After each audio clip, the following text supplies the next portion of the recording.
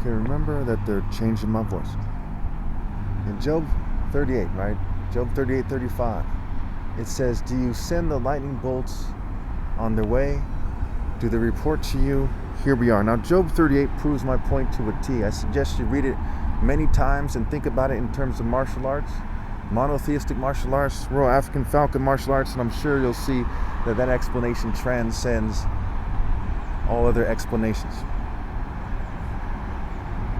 So the lightning bolts are reporting, here we are.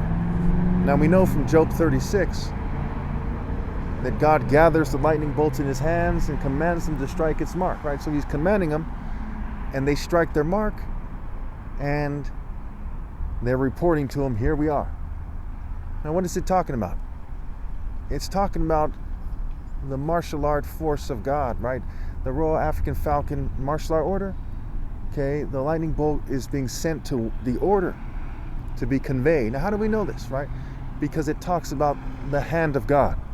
I am, and you'll see the Son of Man at the right hand of power, at the right hand of God, coming on the clouds of heaven, right? Clouds and lightning. So we know it has to do with martial arts strikes. We see it's also interpreted that way in Proverbs 30 verse 4, New Living Translation. It says, who holds the wind in his fists? Who goes up to heaven and comes back down, right? Who but God and his Son at his right hand go to heaven and come back down and draw, right? Drawing on the Spirit of God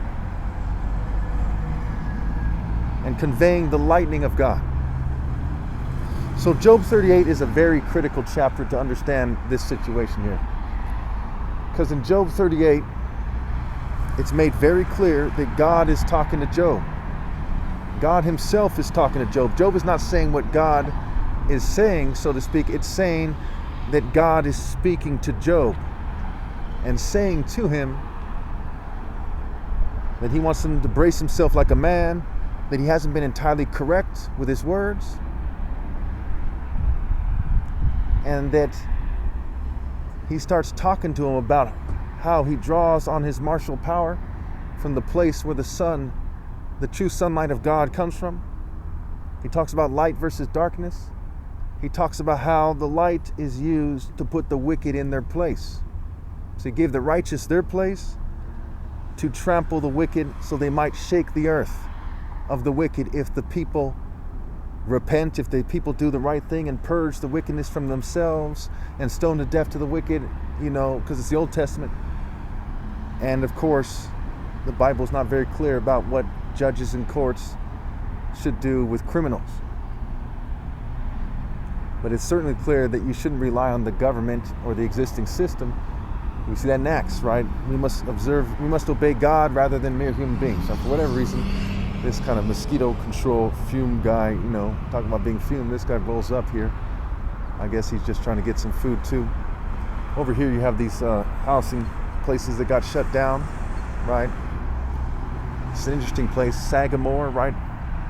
You get Sage, Alpha, Rome scrambled. And earlier by the kind of Catholic area where they have a church, temple, and they have a Catholic school. Going toward Detroit from here on Woodward, this is like Berkeley, I believe it is. I've seen a guy who, looked like an English guy, looked kind of like King Charles. He took off his glasses, he put his hand in the air like he was releasing something. But I think the gesture was, change your point of view and what the hell are you doing, this kind of stuff, right? And it's strange because you see this homeless guy across the street, the contrast between that person looking very, very arrogant. So you see people generally looking lost. You see some people are homeless. And you see this person coming out of this Catholic church back there looking very arrogant, demanding that I change my point of view so that, everyone's kissing, his behind or something. Very silly, right?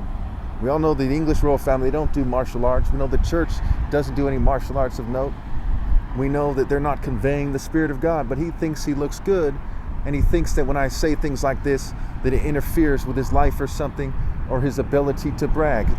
And I was thinking to myself out loud earlier, I said, it's like somebody who runs a race after cheating, rigs the race, and quote unquote wins, right? But they haven't even done that, right? And they win knowing that their children and their offspring are turning to goblins more and more. and that they're going to look like an idiot to everybody. So it's like, why on earth do you think your life improves? Whether you're a gay supremacist, white supremacist, Jewish supremacist, why do you think your life improves if you persecute me? Why fuel me and poison? Why change my look? You think that your lives and your offspring become superior if you mock God by mocking His Son. Or perhaps you think you can escape God's justice by mocking me. Can you imagine how dumb someone would have to be to think that it works that way? Can you imagine?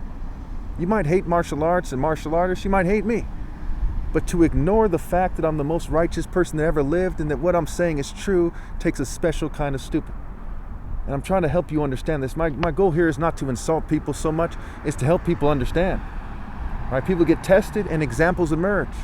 The rich have made themselves an example of what not to do. The churches, mosques, the synagogues have made themselves an example of what not to do. And you got to understand that I'm a very fair person. I'm a very just person.